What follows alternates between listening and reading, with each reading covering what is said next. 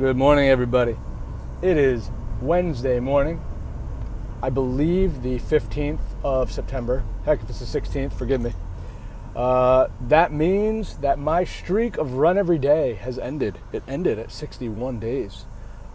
Plan on doing a lot of running in upcoming, probably starting tomorrow morning if everything goes well. But the streak's over, so I can't actually say that I ran X amount of days, hundreds of days in a row. Very disappointed.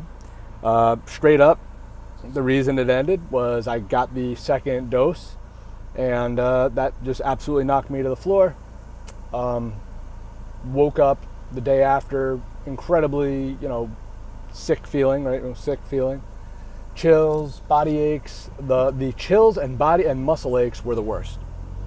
Mild headache, barely any dizziness, which is great because, one of the effects I had from a long hauler syndrome, if you will, and one of the things I see all the time in the clinic is vertigo and dizziness. So for me not to be nauseous, not to be dizzy, not to have vertigo, I was, very happy. That's what I was really worried about. But in terms of the actual just body chills, like the cold, cold body, hot, cold, the sheet on the bed feeling like it was like a sheet of metal, that feeling was real. And it absolutely, as they say, knocked me for a loop. And I'm sorry, I wish that I didn't have to go through that. I wish nobody had to go through that. But at the same time, right, that pales in comparison to actually being significantly sick with what we all fear right now. Well, I don't fear it, but you know what I mean. You shouldn't have to fear it, shouldn't live in fear, but we know the realities of what we hear and what we see, and a lot of us have loved ones that have either succumbed to it, or we have loved ones that work in it and they tell us what it is they see. Therefore, we make these decisions and we weigh the benefits and risks. So on the small scale, I'm not going to get to run all these days in a row.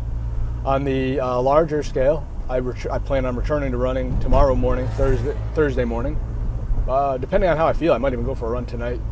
But, if all it was running, if all I had to do was run, and I didn't have a job that was physically demanding in terms of, how my body feels, I'd have been fine. But yes, the actual physical demand of what it would have taken out of me and what it would have put me in terms of at risk for injury because of the vulnerability of how sore my body was. And again, this is one of those things I talked about in the past. I know my body.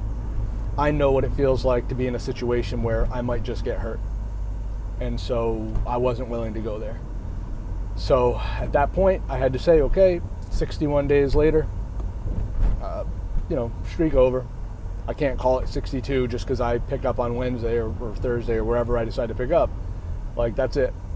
I have now taken a day off of running, and, I'll figure out how best to go about it if I want to start the streak all over again, which is what I probably will, just start it all over again. Start from one and see where I can take it, because that's how mentally,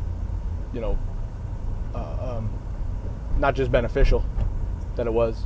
Everything about the running streak I feel was good. The only thing that was a negative consequence of running every day for me, there was only one, and that was that my appetite became so robust. I was, say I skipped a meal, which for me is 3 meals a day. Really, it's 2 big ones plus a small one, whatever kind of bullshit.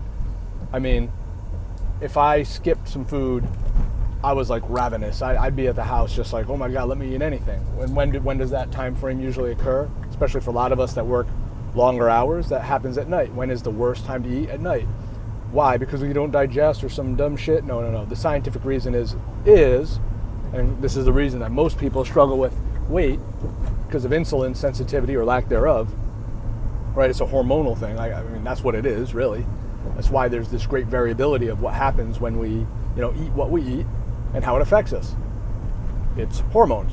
So yes, you are extraordinarily insulin resistant, or much more insulin resistant later on in the evening, which is why, and I've talked about this in a podcast before, and if not, me, just look it up, you should be consuming the greater amount of food if that is you, if you are someone who thinks they might be having a problem with their insulin levels. And I'm not talking about being a diabetic, I'm talking about legitimately having a functioning pancreas, that somehow is not reducing your blood sugar and somehow is not utilizing insulin properly later in the evening, whether you're having excess protein, bad saturated fat combinations with excess carbohydrates, or just sugary foods or any kind of starches. Yes, that's how it works. Later in the evening, you could potentially be really damaging yourself eating all those calories later on at night. So if somebody like me packs away, 1,500, 1,700 calories, in the evening time to get to their goal of 2,400 or 2,600, whatever my range might be that day. And, again, because I'm going for, I don't want to be dehydrated, I don't want to be depleted, I want to be able to run and handle, my muscles and my bones and my joints need to be able to handle the poundage of running between 2 and 3 miles a day every day.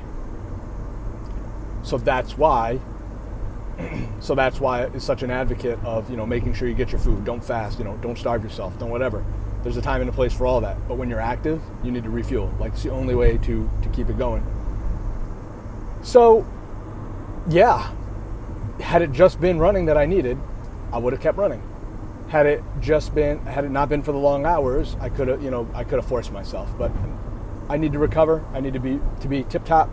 I need to be ready to go. I need to be ready to help my patients. I need to be ready to adjust. I need to be ready to see a lot of patients. And that's the way it is. Now, last thing I might have said, adverse effects. For me, the side of my body in which I received the shot had very intense muscle ache both times. So the first time I went about 48 hours with left heel and left foot pain. That's actually documented in some middle days of the run. Probably day 16, 17, 20, I don't know, 30, what do I know? I don't remember anymore. But it's there, left heel, left foot, left leg pain. It was pretty intense, along with the arm pain. I then developed, on the same side, a distal finger infection of sorts, where it swelled up and it was pus-filled and red. I mean, really, gnarly kind of infection at the tip of my finger. Thank God it was on the inside part here, the inside part, and not the outside part. Because had it been on the outside part, I really would not have been able to adjust, seated the way that, I probably do best, in terms of what I do well in practice. And that would have affected me greatly. And then it took about a week before that finally resolved. It was actually under kind of a disgusting circumstance where it ruptured, but we won't get into that. And now my finger it's not deformed, that'd be an exaggeration, but the cuticle and the nail and the way that the skin grew around the cuticle at the tip of the finger is deformed. And it is something that, hopefully will go back to the normal look, as opposed to being slightly oval and have this weird, nail bed. I don't know if you can see it from there, but it's just a little bit more gnarly than it was before. As time went on, I actually developed that in my right hand as well, and it's much more subtle, it's not there nearly at all.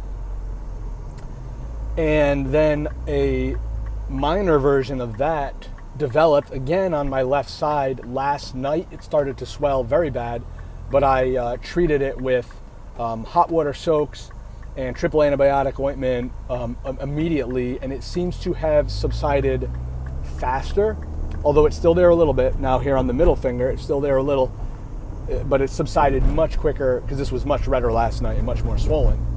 So that was the big reaction for me, other than feeling sick on the second dose, was the fingernail, or the nail beds, or whatever you want to refer that to on my fingers. So yeah, I am feeling like I'm healed. I'm feeling like I'm better. The muscle aches are all but gone.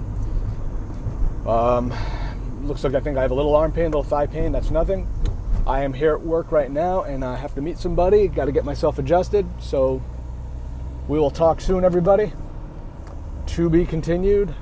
And until next time, it's Dr. Pearlman. Oop, Axel almost fell.